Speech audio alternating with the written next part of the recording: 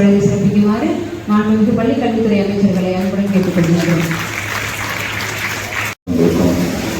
பத்திரிகைத்துறை ஊடகத்துறை சார்ந்திருக்கின்ற நண்பர்களுக்கும் என்னுடன் ஒரு வருகை தந்திருக்கின்ற மண்டல குழு தலைவர் மதிவாணன் அண்ணன் செங்குட்டுணர் உள்ளிட்ட உங்கள் அனைவருக்கும் முதலில் வணக்கத்தை நான் தெரிவித்துக் கொள்கின்றேன். இந்த நிகழ்ச்சி என்பது ஒட்டுமொத்தமாக அனைத்து பேராசிரியர்களும் எங்களுடைய ஆசிரியர்களை அழைத்து சிறந்த மாணவர்களை என்னுடைய கல்லூரிக்கு அனுப்பி வைத்ததற்கு நன்றி தெரிவிக்கின்ற ஒரு நிகழ்வாகத்தான் இந்த நிகழ்வை நான் பார்த்துக் கொண்டிருக்கின்றேன். அந்த விதத்தில் இன்றைக்கு என்னுடைய சீவமரன் சொன்னது போல ஒரு ஆசிரியர்களுடைய அந்த அர்ப்பணிப்பு என்பது எப்படியெல்லாம் உள்ளது என்பதை இங்கே மிக தெளிவாக அழகாக எடுத்து சொன்னார். தமிழுக்கான அந்த மிகப்பெரிய பெருமை அந்த லா லா லா என்று சொல்லிக்கிறோம் பார்த்தீங்கன்னா, அந்த லா லா லா சார்ந்து அவங்க சொன்னது ஒளி சார்ந்த எங்களுடைய ஆசிரியர்களுடைய பணி, ஒளி சார்ந்த எங்களுடைய ஆசிரியர் பணி, ஆனால் யாரையும் ஒழிக்காத எங்களுடைய ஆசிரியருடைய பணி என்பதை பொறுத்து மிக சிறப்பாக தங்களுடைய கருத்துக்களை அவங்க இருக்கக்கூடிய இந்த நடைமுறை சிக்கல் என்ன அதெல்லாம் கடந்து எல்லாரும் தான் உழைக்கணும், எல்லாரும் தான் மாதம் சம்பளம் வரும். ஆனால் எல்லாருடைய பணிகளும் எங்களுடைய ஆசிரியர் பெருமக்களுக்கான அந்த அர்ப்பணிப்பு இருக்குமா அப்படின்னு பார்த்தீங்கன்னா அது கொஞ்சம் ஒரு கிரேட் கம்மியாகத்தான் இருக்கும். எங்களுடைய ஆசிரியர்கள் என்றைக்குமே முதலிடத்தில் தான் இருப்பார்கள்.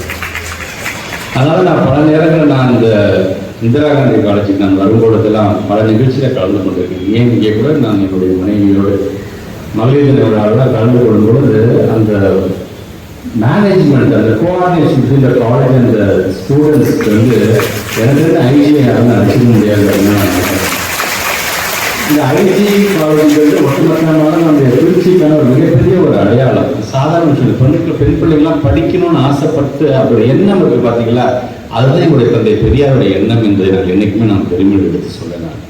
ஸோ அதனால தான் இந்த கல்லூரியை பொறுத்த வரைக்கும் நம்முடைய மகாத்மா காந்தியடிகள் அமர்ந்து அறிவுரை சொன்ன இடத்துல எப்படி பெருமையாக சொல்கிறீர்களோ அதுக்கு இரண்டாவது பெருமையாக இங்கே படிக்கக்கூடிய என்னுடைய மாணவிகளை நான் எடுத்து சொல்லுவேன். அவர் இரண்டு பெருமைகளையும் உள்ளடக்கிய ஒரு கல்லூரியில் இன்றைக்கு இது போன்ற ஒரு நிகழ்வு நடைபெறுகிறது அப்படிங்கிறது பெருமையாகத்தான் நான் பார்க்கிறேன். குறிப்பாக என்னோட டீச்சர்ஸ்க்கான பெருமை என்ன அப்படின்னா, இப்போ சின்ன ஒரு கல் இருக்கு, அந்த கல்லை செதுக்கி அது ஒரு கடவுள் உருவமாக உருவாக்குகிறோம். அதில் நம்பிக்கை வைத்து அதை பார்க்கும் பொழுது அந்த கடவுளை வணங்குகிற அளவுக்கு அது செதுக்கப்படுகிறது. அது போலதான் என்னுடைய மாணவ செல்வம் அவர்களை சிறிதாக செதுக்கி அங்க கடவுளுங்கிற நம்பிக்கையில் அவங்க வணங்குறாங்க. இவர்களை உயர்ந்த மனிதனாக பண்புள்ள மனிதனாக உயர்த்தி மற்றவர்களெல்லாம் அவர்களை பாராட்டுகிற அளவுக்கு போட்டுதற்குரிய அந்த இடத்துக்கு கொண்டு வர்றது எங்களுடைய ஆசிரியர் தான். அதனால இந்த அன்பில் மகேஷ் பொய்யாம் இந்த மேடை கிடைச்சிருக்குன்னா அதுக்கு ஒரு காரணம் ஒரு ஆசிரியர் தான் என்பதை நான் பெருமையோடு நான் எடுத்து சொல்கிறேன். அந்த இடத்தில் இங்கே வருகை தந்திருக்கின்ற நம்முடைய ஆசிரியர் பெருமக்கள் ஒரு வெத்து பேப்பராக தான் அந்த பிள்ளையை மட்டும் ஒப்படைக்கிறாங்க. ஆனால் 12ஆம் வகுப்பு முடிச்சுட்டு போகும்பொழுது ஒட்டுமொத்தமாக உலகமே புரட்டி படிக்கக்கூடிய ஒரு புத்தகமாக மாற்றி தரக்கூடிய மிகப்பெரிய வல்லமை ஒரு ஆசிரியர் பெருமக்களுக்கு இல்லை. அதனால பல நேரங்கள் என்னோட டீச்சர்ஸ் எங்கேயுமே நான் விட்டு கொடுக்காம பேசுறது முன்னேறது தான். சக மனிதன்கிட்டே நம்ம எதிர்பார்க்க 2 தான் அடுத்த மேக்சிமம் ஒரு நல்ல அங்கீகாரம் வைத்த உழைப்பிற்கு, இல்லைன்னா ஒரு பாராட்டுதற்கு அவ்வளோதான். இது இருந்தால் போதும், இந்த ஊக்கத்தை வழங்கினா போதும், கண்டிப்பாக அவர்கள் இன்னும் பல்வேறு விதமான சாதனைகளை அவரால் புரிய முடியும் அப்படிங்கிற ஒரு நம்பிக்கை எங்களுக்கு இருக்கின்றது. அதனால்தான் எங்களுடைய மாண்பு தமிழ்நாட்டுடைய முதலமைச்சர் கல்வியும் சுகாதாரமும் என்னுடைய 2 கண்கள் என்று அவர் சொல்லியிருக்கார். சொல்றது மட்டும் அது செயலின் மூலமாக இன்னைக்கு ஏறத்தாழ இந்த ஒரு 2-3-4 மாதத்துக்குள்ளார பார்த்தீங்கன்னா நம்ம இடைநிலை ஆசிரியர்களும் பட்டதாரி ஆசிரியரும் ஏறத்தாழ 5267 பேர் நம்ம ரெக்ரூட் பண்ணியிருக்கிறோம்.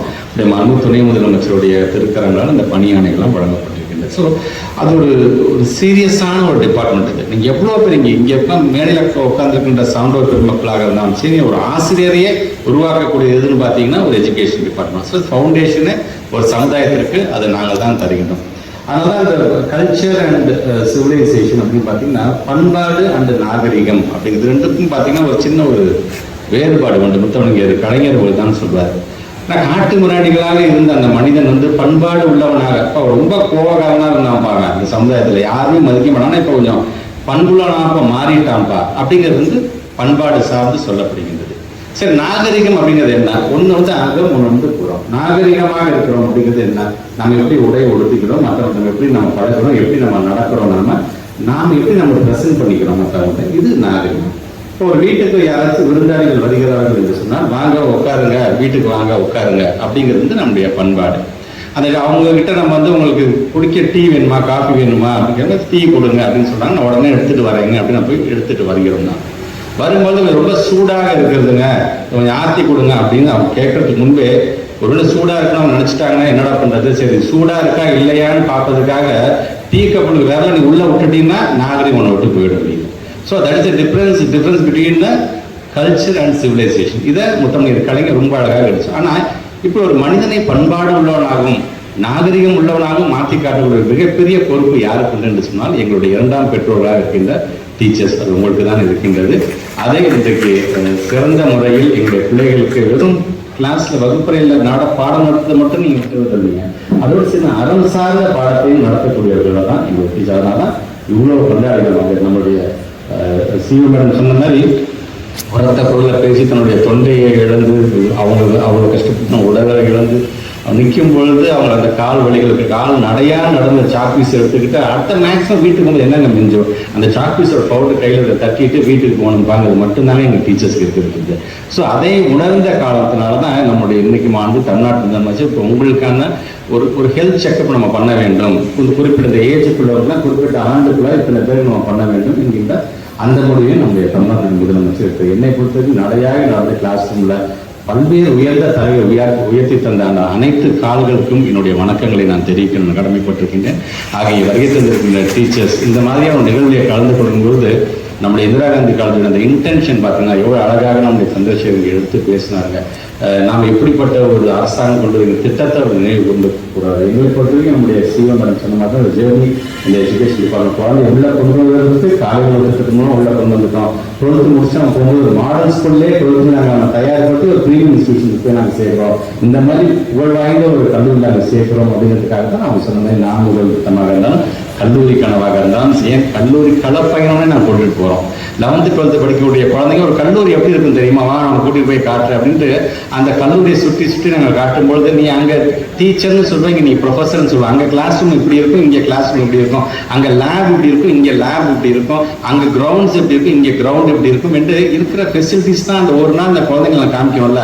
அப்போ அந்த குழந்தை சொல்லி எப்படியாச்சும் இந்த கல்லூரி நான் சேர்ந்தவனுப்பா அப்படின்னு அந்த குழந்தைங்களுக்கு அந்த விதையை விதைக்கிறோம் பார்த்தீங்களா, அந்த விதையை நாங்கள் விதைக்கக்கூடிய இடத்துல தான் அவர் சொன்ன மாதிரி இது போன்ற பல்வேறு திட்டங்கள் நான் செய்வோம். பட் எது எப்படியாக இருந்தாலும் சரி எங்களுடைய பிள்ளைகளுக்கு இரண்டாம் பெற்றோராக இருந்து அவர்களை உயர்ந்த நிலைக்கு வர வேண்டும். அப்படி வரத கண்கூடாக பார்த்து ரசிக்கக்கூடிய ஒரு இனம் எங்களுடைய ஆசிரியர் இனம் தான். அதனால தான் சொல்றேன், தனக்கு என்னதான் சொந்த பிள்ளைகள் இருக்குது என்று சொன்னாலும் தன்னுடைய வகுப்பறையில் படிக்கக்கூடிய 30-40 பிள்ளைகள் நல்லா வர வேண்டும் என்று ஆசைப்படக்கூடிய இனம் என்னுடைய ஆசிரியர் இனம் தான் என்கிற அந்த பெருமை எனக்கு என்னைக்குமே உண்டு. பல மாநிலத்துக்கு நான் சென்றிருக்கின்றேன், என் பல நாடுகளுக்கு நான் சென்றிருக்கின்றேன்.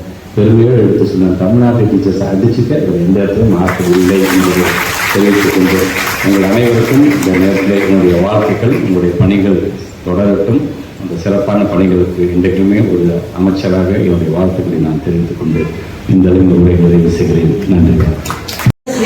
மாநிலத்துக்கு நான் சென்றிருக்கின்றேன், என் பல நாடுகளுக்கு நான் சென்றிருக்கின்றேன். பெருமையோடு எடுத்து சொன்னேன், தமிழ்நாட்டு டீச்சர்ஸ் அடிச்சுக்க எந்த இடத்துலையும் மாற்றம் இல்லை என்பதை தெரிவித்துக் கொண்டு உங்கள் அனைவருக்கும் இந்த நேரத்தில் என்னுடைய வாழ்த்துக்கள். உங்களுடைய பணிகள் தொடரட்டும். அந்த சிறப்பான பணிகளுக்கு இன்றைக்குமே ஒரு அமைச்சராக என்னுடைய வாழ்த்துக்களை நான் தெரிவித்துக் கொண்டு இந்த உரை